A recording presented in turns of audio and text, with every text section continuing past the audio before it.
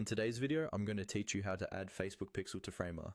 Even though this is a quick process, I'll walk you through it slowly so you can follow along, even if you're new to Framer or tracking tools. Before you start, make sure you're logged into your Framer account and have your project open on the canvas. Also, have your Facebook pixel code or pixel ID ready in a separate tab, because you'll need to paste it into your project later. Let's begin inside your Framer project. Look towards the top left corner of the Framer interface.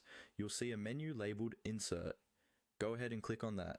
The Insert panel is where Framer keeps all the components and elements you can add to your page, from simple frames and text to more advanced media and embeds.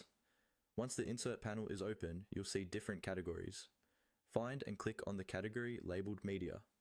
This section is designed for anything that pulls in content or functionality from other platforms, such as audio, video, or embedded services.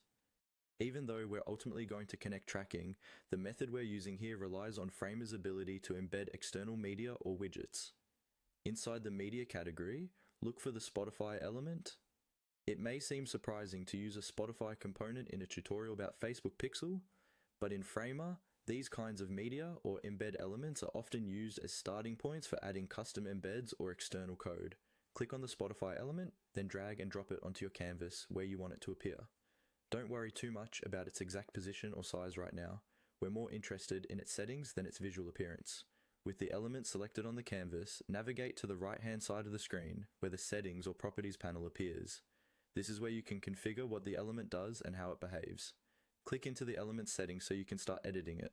Here, you'll adjust the settings to point to your own embed or tracking setup. Typically, this is where you would replace the default media or embed URL with the relevant code or URL associated with your Facebook Pixel implementation, or use this element as a placeholder